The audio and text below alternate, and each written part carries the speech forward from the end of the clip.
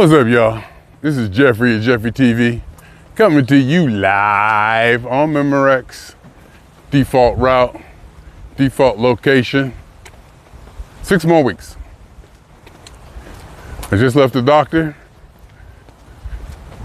We diagnosed my situation and where I am at now as far as anxiety and stress and how I feel about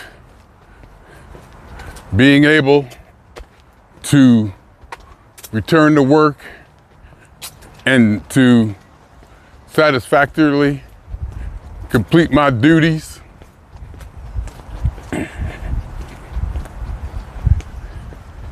And we agreed that 6 more weeks off is warranted.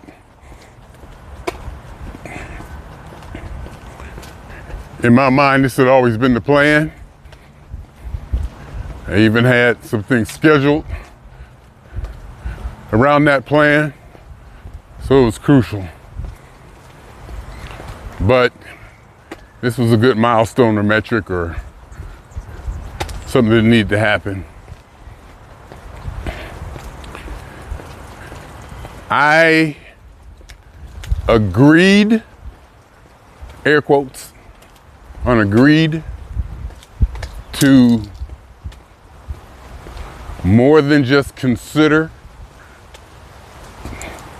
taking Zoloft. I'll see a therapist tomorrow. I have a session with a therapist tomorrow.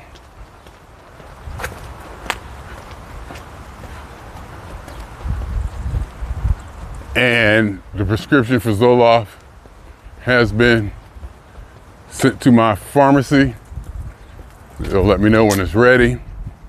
Doctor says it takes a few weeks for it to kick in. Said it's not habit forming. I told her I didn't want to. I asked her, I said, have you ever done cocaine before? She said, no. I said, well, I did. And it made me feel so good, it scared me. The feeling I got the first time I snorted cocaine, it was so overwhelmingly wonderful that it scared me. It almost felt like something that I may not be able to live without, that feeling. And that kind of correlates to me starting to taking this Zoloft that I don't want to have to take it for the rest of my life. I don't want to get on it and not hooked, but dependent on it for the rest of my life. She also thought about my back pain, my pain and whatever's going on in my back shoulder, behind my shoulder blade, my left shoulder blade. And she was like, okay. She put on some gloves and she started rubbing it. I was like, oh my God. And she said she could actually feel knots. She said it's probably sleeping. It's good idea they're sleeping. I said, this ain't the first time it happened. Recommended a heating pad, so I'm kind of excited about getting a heating pad. And also, she said, massage. Get a massage, masseuse. Which I'd be open to. Especially, to get rid of this pain. So I'm gonna probably start with a heating pad. See how that does. Go from there. But 6 more weeks.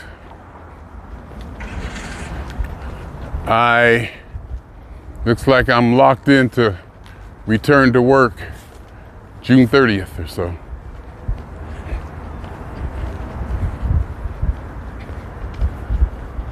So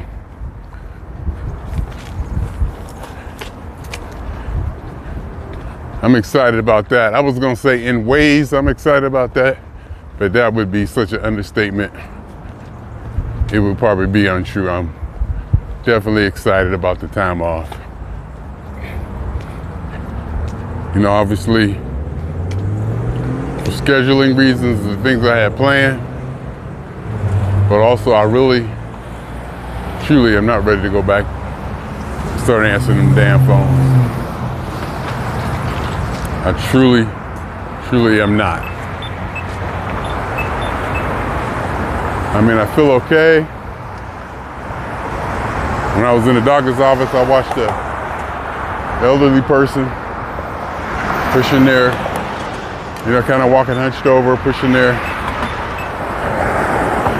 mobile chair with groceries on it, it looked like, up the street. And it made me feel kind of weird that I'm sitting in the doctor's office now, you know, not complaining, but ailing for something at this level, whatever that means. Also, I told her, I was like, you know, the Zoloft thing is one thing, but Jeffery Scott Mitchell on psych drugs or emotional drugs, whatever, that might be a pride or something thing. There's nothing like that in my life. I don't operate that way. My vibration isn't that way.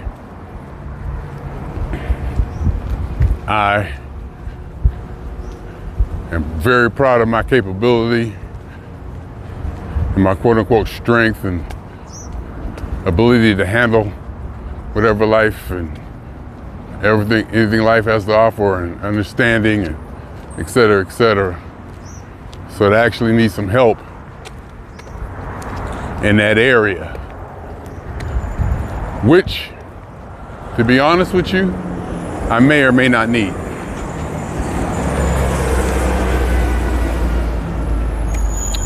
Because it might not be anxiety or some of that nature, but it just might be I'm sick as hell of doing that job. It could just be simple as that. I could be completely fine, quote unquote, nothing wrong with me, you know. But I just can't see myself answering them damn phones. But one thing for sure, come June 30th, when I go back, and I'll be 63 years old when I do. I have 7 years till delayed retirement. When I went into the doctor's office today, they had a Medicare table set up, so I got to talk to the guy about Medicare and Part B and et cetera. Part B is like $185 a month. It comes out of your Social Security check. And he told me the ins and outs of that, how I should start looking into Medicare, you know, a few months before I retire, and et cetera, et cetera, et cetera. So basically, or another thing that came out of that is that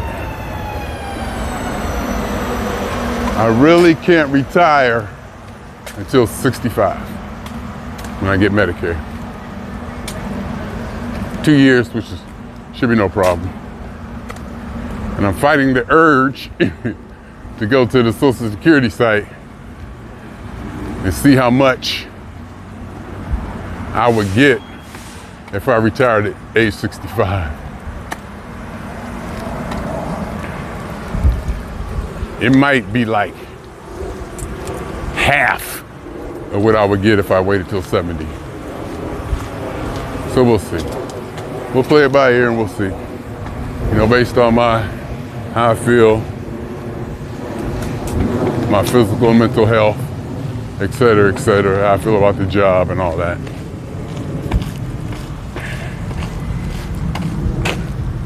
But I think I can hang in there and get it done. I mean, that's the goal anyway.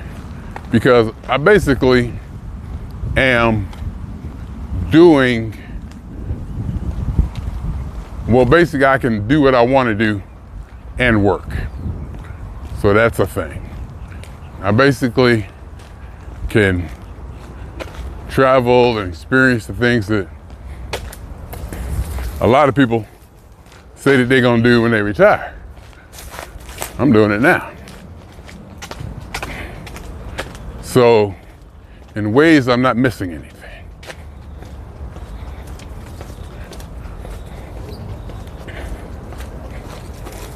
In fact,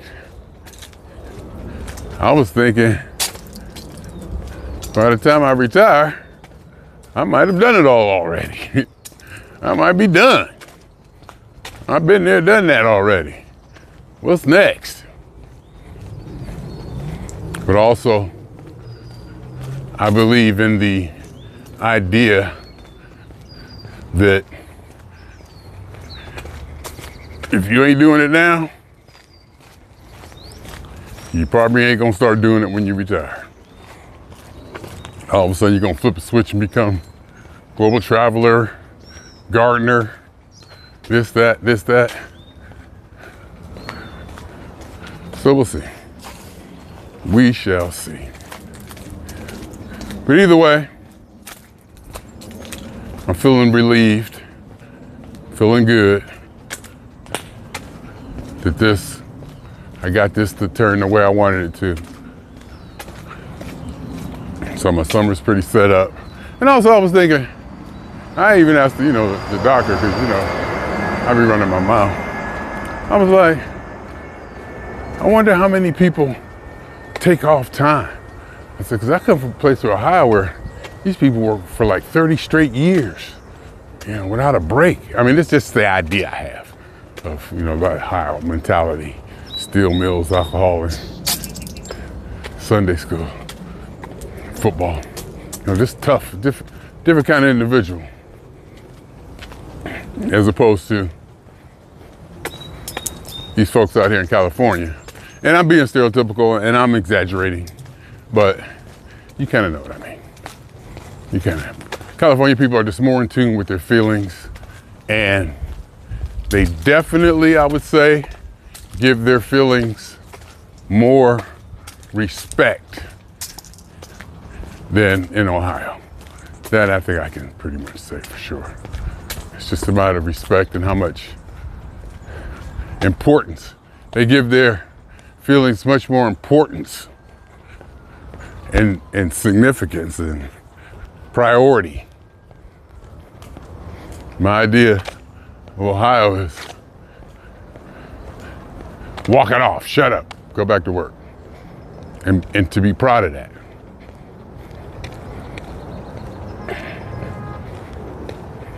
It's almost like a stigma attached to mental health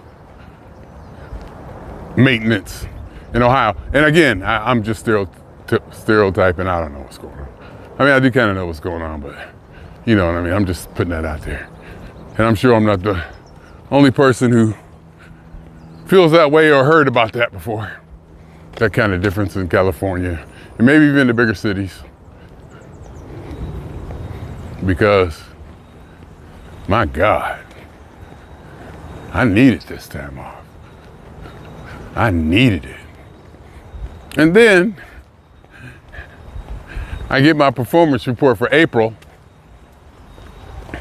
for which I only worked 2 days. And it's like 90%. It was only for 2 days, so I got like 90%. Something like that, just throw it off. But I think the month before, when I really tanked, I think it was like 30% or some crazy number. Really some kind of like really, really, really low number. March was the month where I,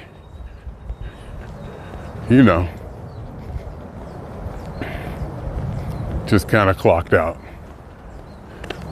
mentally.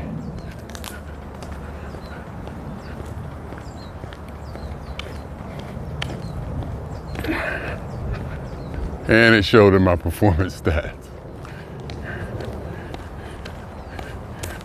But I'm good. I'm good, I'm okay. I'm good, I'm okay. Relieved, excited even. Jump on an airplane. Day after tomorrow. Pre-funk shows. Part of my relaxation and stabilization. You know, have some exciting times, bring some spark back into my existence. It still is funny to even say, but like I said, I don't know how much this is monitored, what I'm saying. If the state disability people to start watching this and say, oh yeah, we put him on disability, he did this, he was he did 7 P-Funk shows in 10 days, blah, blah, blah. But that's my therapy. That's my therapy. It really is. I don't do much else. I really don't. It's like I've done all the museums, I've studied art, you know, on my own, and traveled and did this and did all that. The only thing that really gets me going now is going to see that band and the whole experience around seeing that band.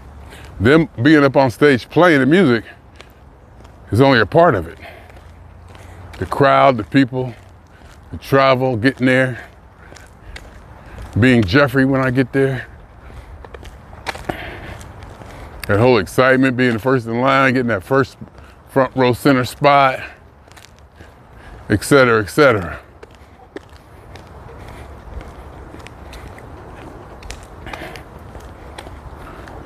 That's basically the only thing I do, that and go see granddaughter. And then it seems like a lot of the times I'm back there seeing her, just so happens, it just so happens, P-Funk is playing there. Seen P-Funk 10 times this year.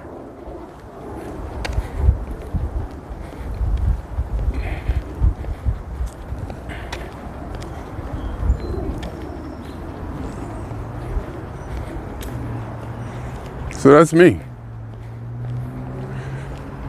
That's Jeffery at Jeffery TV. That's who I am, that's what I do. I'm really thinking about that heating pad. In fact, I might go get a heating pad before as soon as I get back home. Just go right in the car and go get one. Probably should go get that Zoloft too.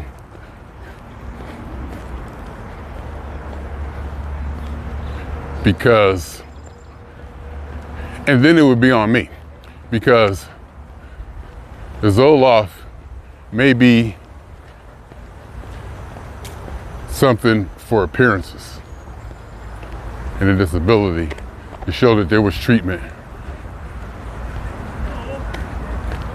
And the doctor did what they were supposed to do. The doctor did what she was supposed to do. Got it prescribed to me. I accepted the prescription. And if I take it or not, that'd be on me. So that would justify the disability. And if I go back, basically it's like if she put you on disability for X amount of time and there's no treatment, and you go back, and it's the same thing. You know, you have the same problem. You can imagine how that might not look favorable on her or the whole system, you know. Yeah, what if they want some of that money back?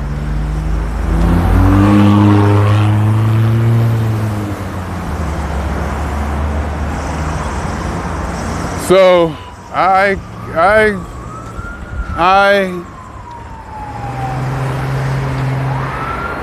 I'm definitely more than just, no, I'm probably just considering.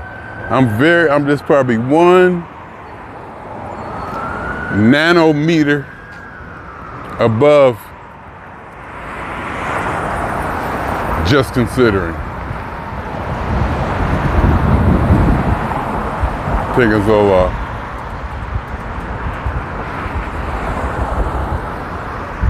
Quite frankly, I don't think I need it. I just think I need another position.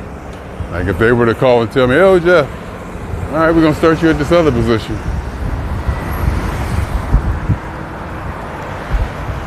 Where you don't have to answer the phones and learn and train and work on servers and do all that stuff. Hell, I would want to go in tomorrow, but I can't. But I would try to work something out, you know. Maybe we get this party started remotely. And I'll work remotely.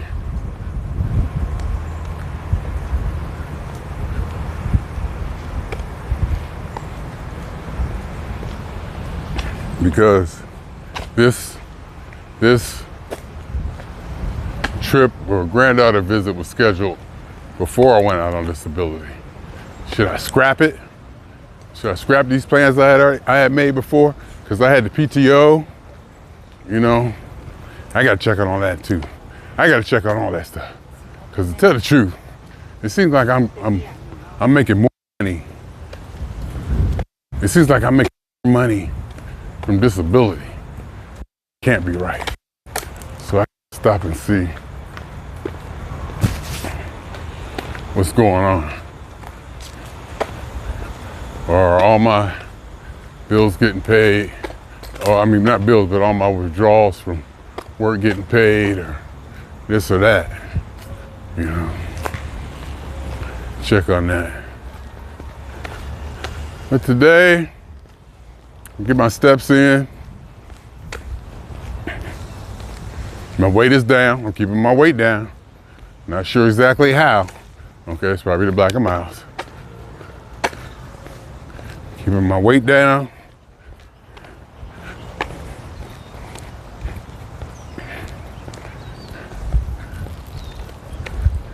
In fact, there's a chance I'll be under 200 when I get back today, or close to it. I'll definitely be close to 200. Hell, I was 203 this morning. I haven't eaten or drank anything, and had a nice little sit down session before I went on this walk. So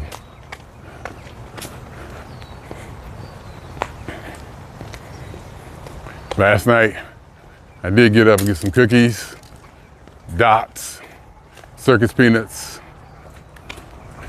and some drink at like 1 o'clock in the morning. I couldn't sleep.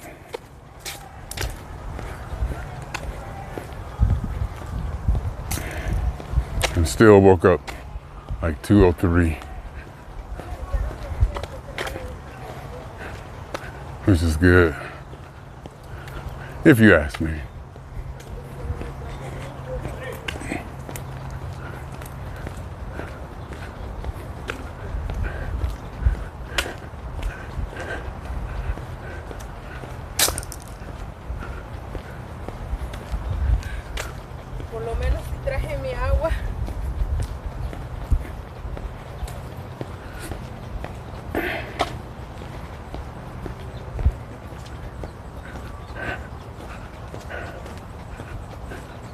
So I'm out here doing what I'm doing. Yesterday it was 90, almost 100 degrees. Today it's down to 70. And they said it, they told me on KNX News this was gonna happen. In fact, I woke up this morning, put on shorts, because I was kind of excited to start wearing shorts on these walks. It was 100 degrees yesterday, shorts were appropriate. Today, not so much.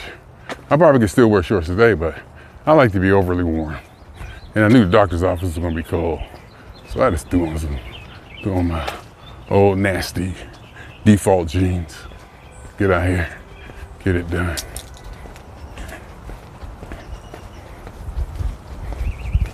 I have a good life. I have a good life. I don't know if I could say it enough.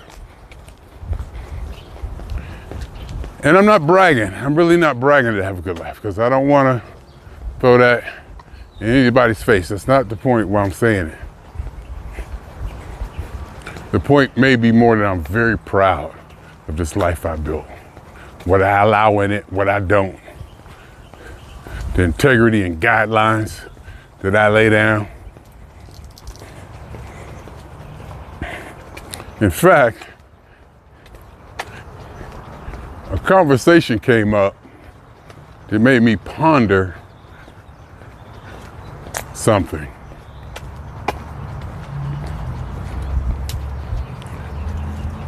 Basically, I had to stop and I definitely overthought it. This was something that was not supposed to be overthought. You know, it's just supposed to be something at I like what I call primal, physical level. Maybe even pseudo-sexual. But I looked at my life and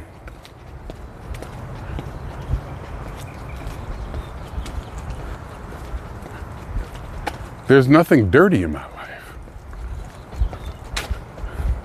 I was hard pressed to find anything dirty. You know, like dirty, like, you know, somebody say, oh, I'm sure you can be dirty when you want to be, you know, that kind of sexual innuendo, flirting, whatever. You know, nowadays, you know, people are a lot more open to sex, especially women who, you know, they know what they want and they just want that sometimes.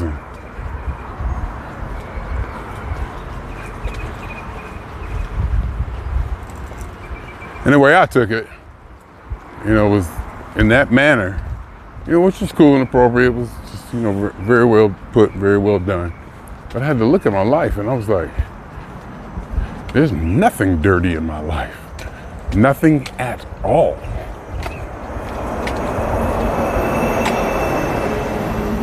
To the core.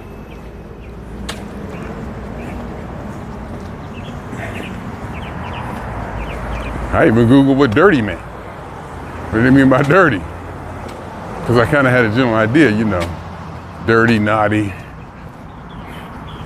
But then I'm thinking dirty is different than naughty, is different than freaky. See how I overthink things? See, that's my problem along those lines. I just overthink it. And I'm cool with that. I'm cool with that.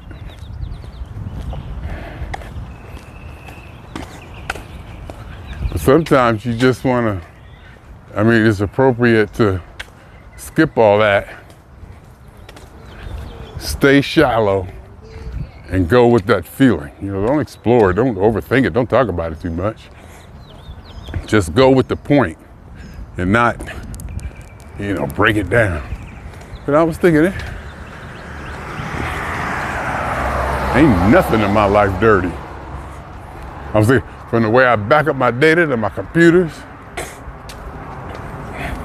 to my car, this, that. Now, of course, my car's dirty. Of course, my bathroom's dirty. But even in those cases, I know they are. And I know they need to be acted upon. And it's not that dirty.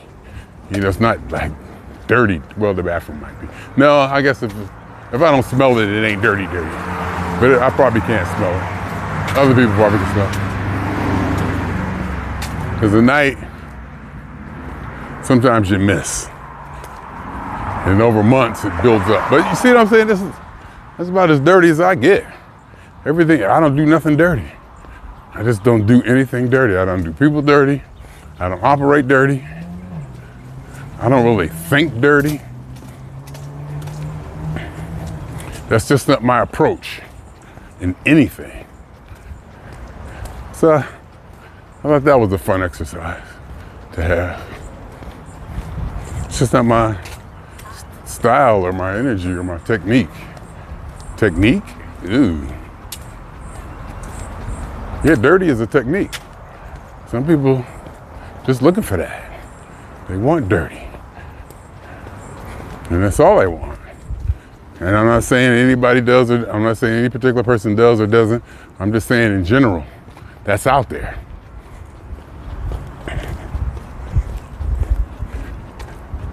Just never been my approach. And I'm good with it.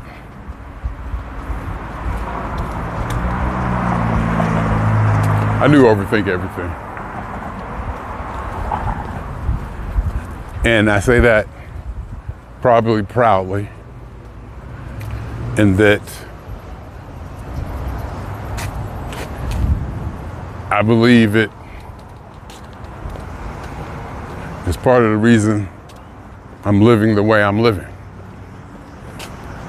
Part of the reason my life the way it is. But my life is the way it is.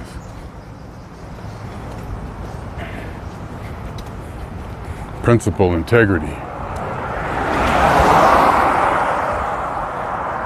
You know, there's no,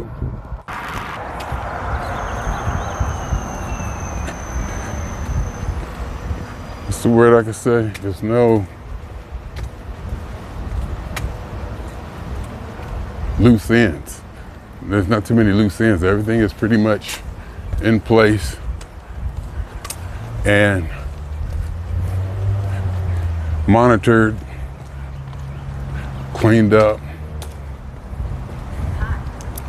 I don't have to lie to anybody about anything. I could be the same person I am all the time, wherever I go, no matter what. And that includes with family or friends. I'm the same person I am with granddaughter and my daughter that I am out with the funk cats or out in the quote unquote streets. I don't even go in the streets no more. I don't do the streets no more. But you know, while I'm out here, you run across here or there, you have, mild conversation. I think I do okay. What's up, OG? Yeah, man, I'm good. I think I got the cadence down, the walk, the posture, the stance, let them know I'm out here with you. If not totally, enough to know the game. I don't know, maybe I'm just old. Maybe they'll give me some old guy. They always call me OG. Hey, what's up, OG? What's up, big OG? And depending on who it is, I'll keep that look on my face, maybe a smile or a non-smile, just to keep them, let them know. Sometimes the smile is inappropriate for the circumstance. Just gotta let them know, Start walking with them shoulders, arms swinging, hands out, arms out a little. I mean, all that is part of it.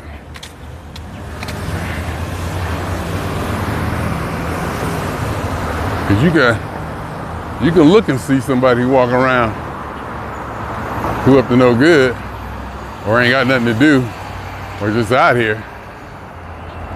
And that's not the body language that I probably ever portray. Well, not ever, but very seldom. When I do, it's because I'm in it. Like if I'm at Venice Beach, when I actually just go to Venice Beach, just to be that, just to wander, just to be, talking to myself, and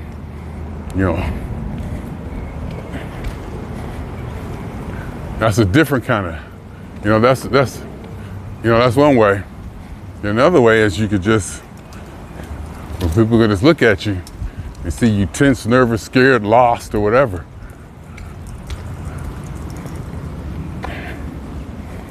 So when I'm walking down the street, like I said,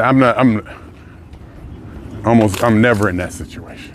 My niece even said, I said, what if you got a da-da-da-da-da? She said, I'll never be in that position.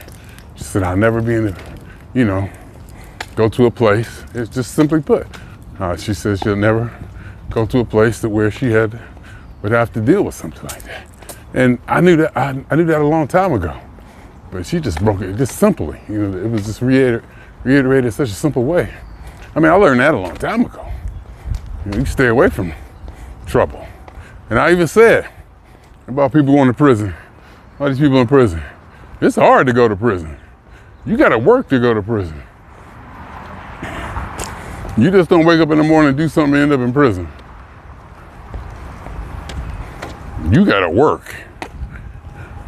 And you gotta continually put yourself in a position to where something can go down to where you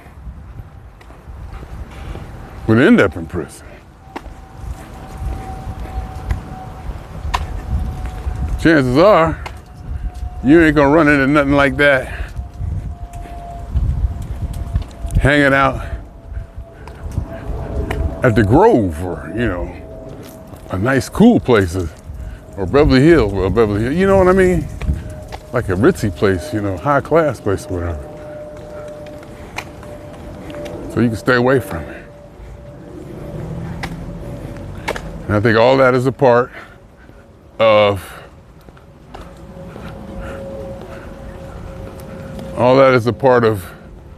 the integrity that I have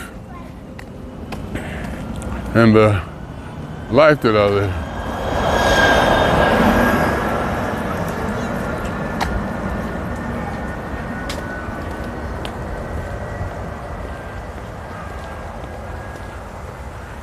It's nothing dirty. So I'm free. I'm free. And I think that's my biggest thing. That's probably my top priority, to be free. Nothing to hide. I got insurance. My license is good. My credit score is good. I ain't got no warrants. Did I say that? Everything is paid.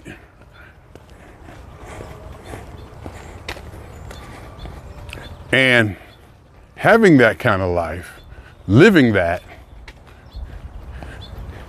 it can be seen and felt by the people around me. They can feel it. They can feel the freedom that I have. I ain't worried about nothing, because I ain't got nothing to worry about. I'm open. I'm opened up. And that also definitely will helps my career, personality. Because, you know, you get hired so on what you know and what you can do and how you do it. But a lot of it too is personality.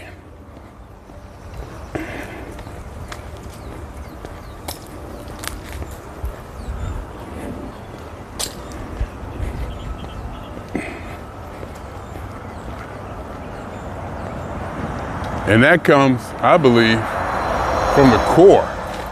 For me having such a, you want to use the word integrity. I love the word integrity.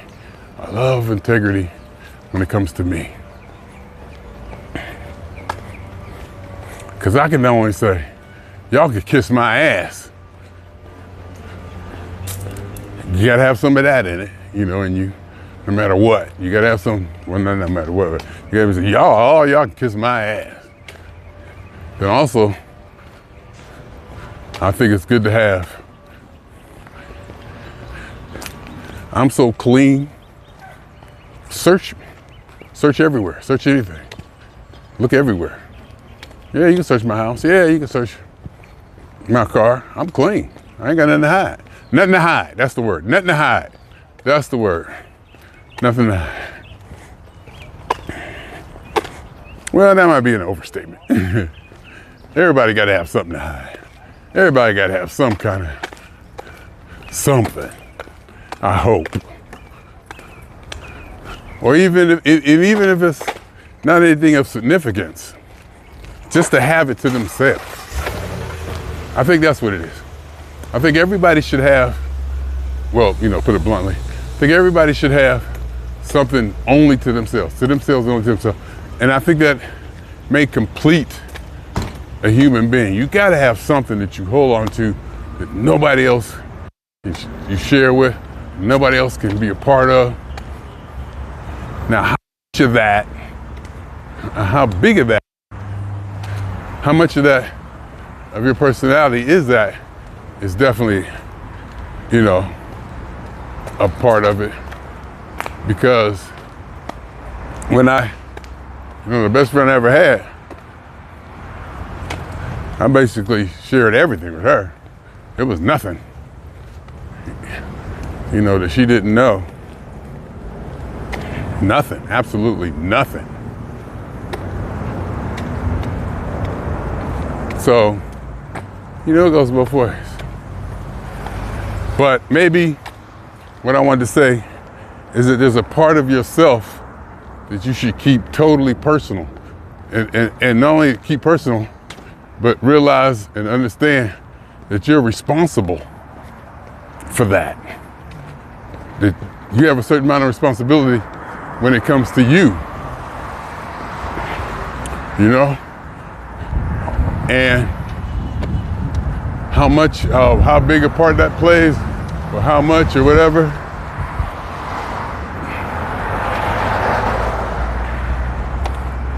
it depends. But I think that at some level, at like a certain level or whatever, you gotta have, well, you don't gotta do nothing, but ultimately, everything comes down to you. Ultimately, you're responsible for everything that happens to you. Ultimately, you're responsible for everything that happens to you.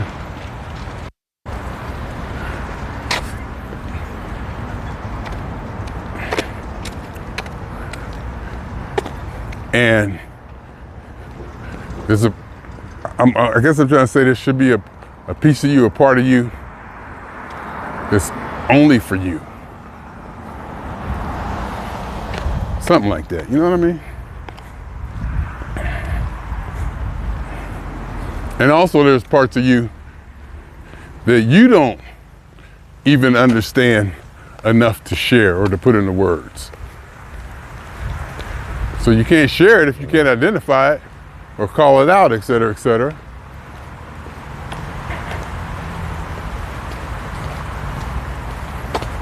I got to pack today or tomorrow.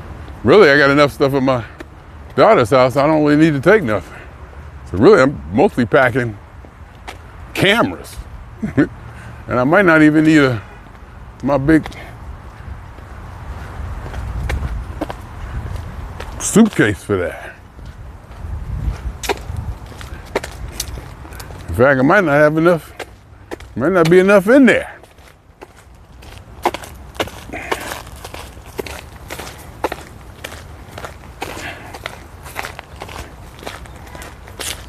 Might not be enough, too much loose space. Stuff be bouncing around or whatever. But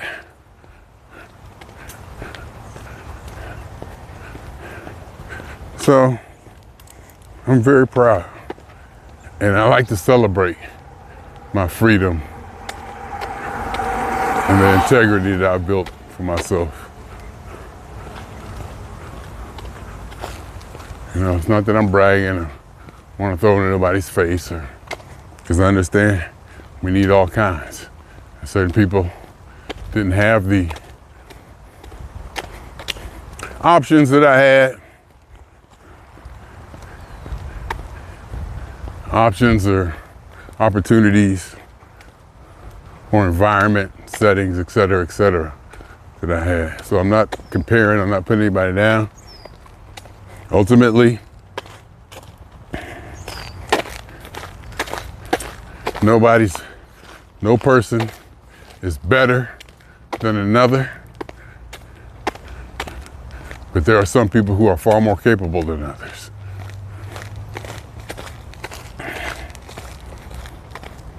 But that doesn't make them a better person. I don't care how you break it down. I don't care what morals or, unless again, you set your morals. Unless you have a God You know, whether it be in the sky, Jesus, Allah, whatever, you have a God in your life. Basically, something that can't be wrong and sets the moral rights and wrongs. You know, something above the top that has the authority to declare this is right, this is wrong, this is wrong, this is right.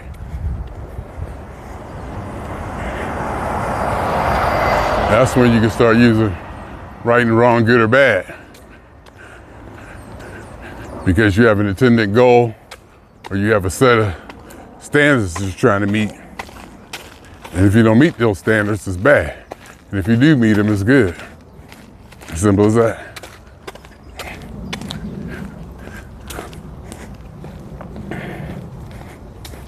But since I believe there's no overall universal morality or no overall universal goal,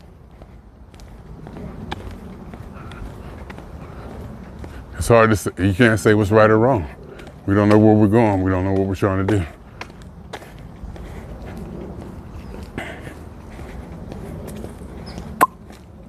How's that? So I'm feeling good. Feeling good. I got some time. It's gonna go fast. It's kind of why I'm out here getting my steps. Get this out of the way. Tomorrow, I gotta, my therapy. And really just gotta pack, jump on an airplane, and start that travel awareness. That means being at the flyaway at 4 a.m. or something. And making sure I don't oversleep to get there and have everything in place so everything goes smoothly. I've done it a zillion times before, but it never gets old. It's like it never really gets old. You gotta stay on top of it because you're always thinking. And then, once I get to the flyaway station, I can exhale. I think. I don't think I got a non-stop. There's always that. Because I think a Spirit did what they did, and they switched up this and switched up that. There's not that many non-stops from Pittsburgh or Cleveland to LA anymore. I mean, there are, but they're not economical. So I look at my flights, make sure I got this, make sure I got that. Where's my next gate? And then when I get to DC, there's gonna be some running around there, figuring this out, figuring that out. How I'm gonna do this, how I'm gonna do that.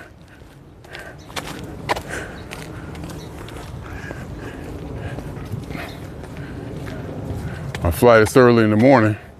Ain't no sense in me getting a room. Take the car, find a gas station, lock it up, take me a nap, fly to Cleveland, rent a car, drive to Youngstown.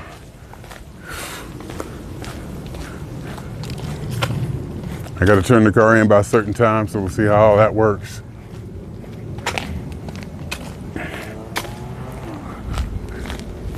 Might have to catch an Uber back.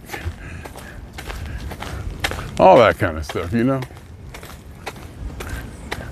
But it comes in stages. Each stage you can relax a little bit. First one is getting to that flyaway. Early. Just waiting, get on the bus.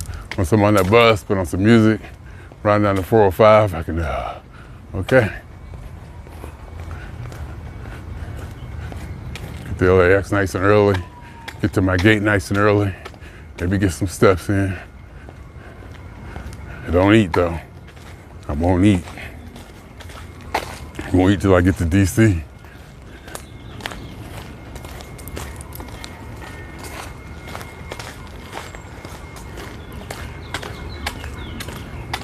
Go to the show. I think I landed 4. I think I landed 4 and the show's at 7 or something. So I'm gonna go, you know, boom, boom, boom. Land and go right to the 9:30 club down there.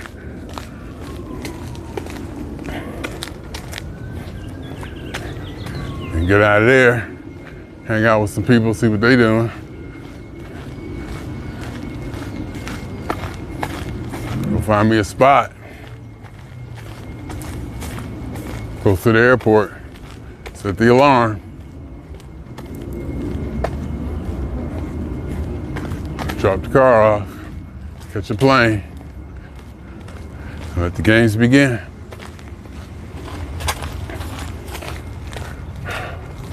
That's what I like doing. That's what that's stuff right there.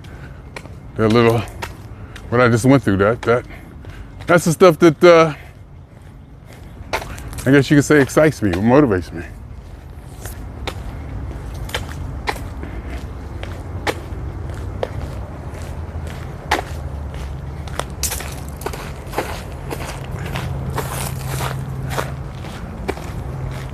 You know? Anyhow.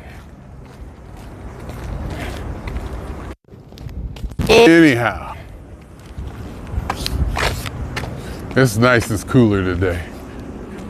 It's nice, it's cooler. And not as hot as it was 95 yesterday.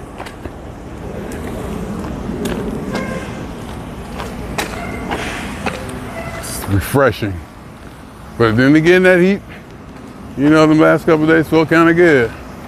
I ain't gonna lie to you. Sitting out there in that heat, felt kind of good.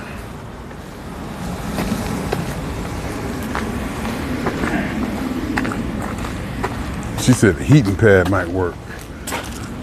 I might just go get a heating pad. Go get a heating pad right now. Don't even go in the house. And I get some food. Maybe I'll go in the house, see what I can get. I did see some pizzas.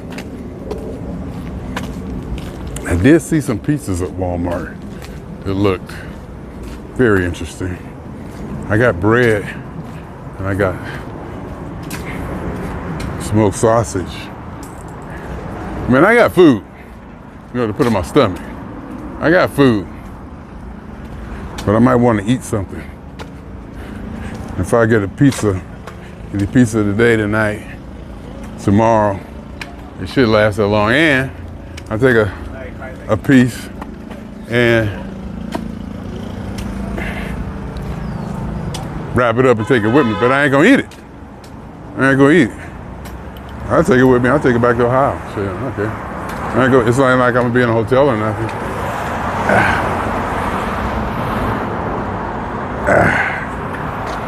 My neck.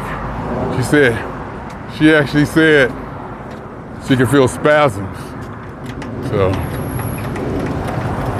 she said she could actually feel knots in my shoulder neck thing. So that's that. So I'm gonna try to get a heating pad and see where that goes. Anyhow, swinging on y'all 2 times. For me, and for the funk.